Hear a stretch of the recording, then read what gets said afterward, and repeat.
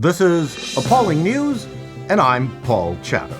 If you think of the citizens of any country as its parents, there is no doubt that our governments act more like out-of-control teens, taking our tax dollars and spending it on hookers and blow.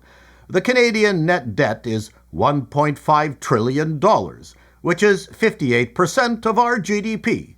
You Americans, your debt, as of this video, is about $34 trillion and change. We all know this is unsustainable, which is why Appalling News is happy to present highlights of some of Generalissimo Trudeau's taxpayer-funded expenditures. 10 million tax dollars for girls' sexual and reproductive health in Mozambique. We have no idea what kind of issues Mozambique girls are suffering from, but as always, we will have no evidence that the funds reached its intended target, how it was spent, or the results. $300,000 went for LGBTQ rights in Colombia.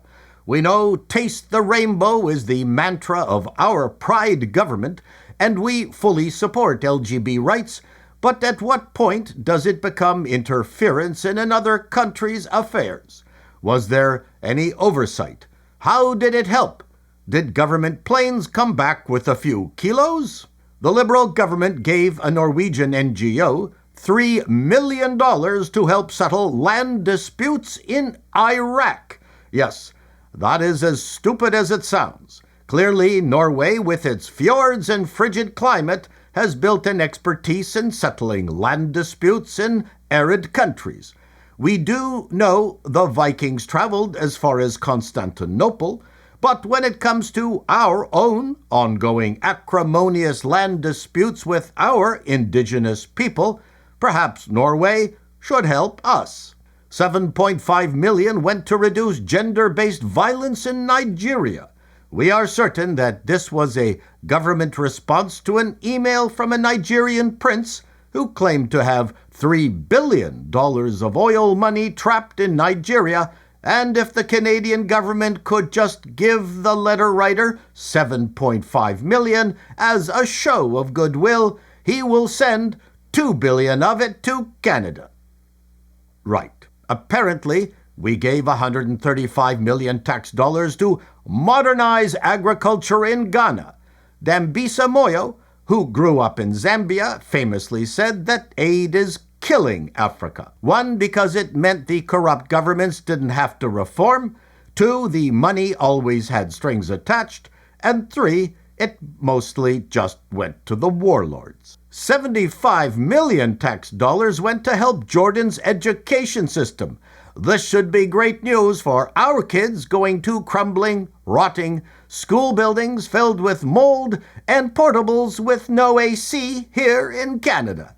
Yes, let's send 75 mil to Jordan. Good news, we paid $50 million to improve midwifery in Sudan.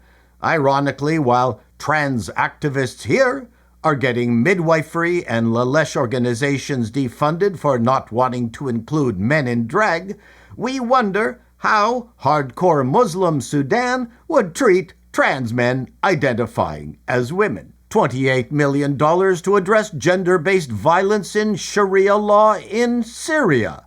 Yes, that we're sure will do a ton of good.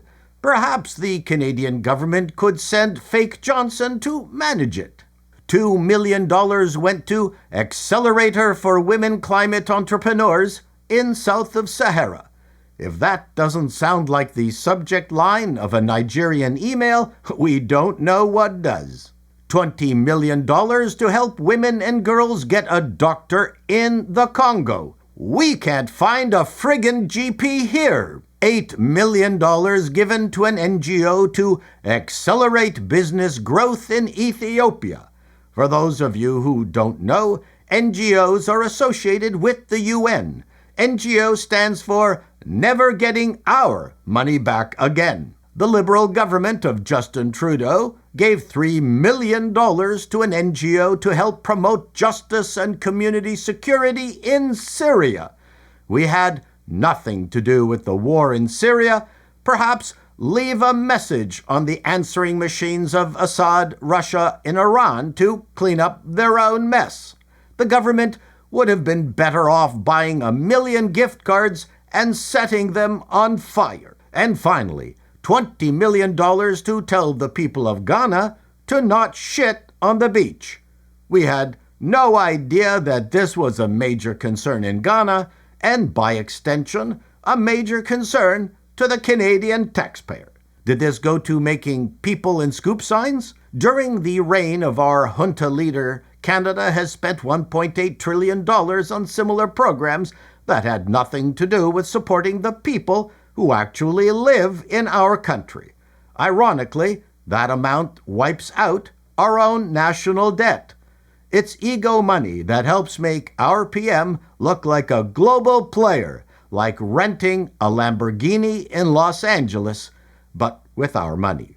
This is appalling news, and that's the way it is.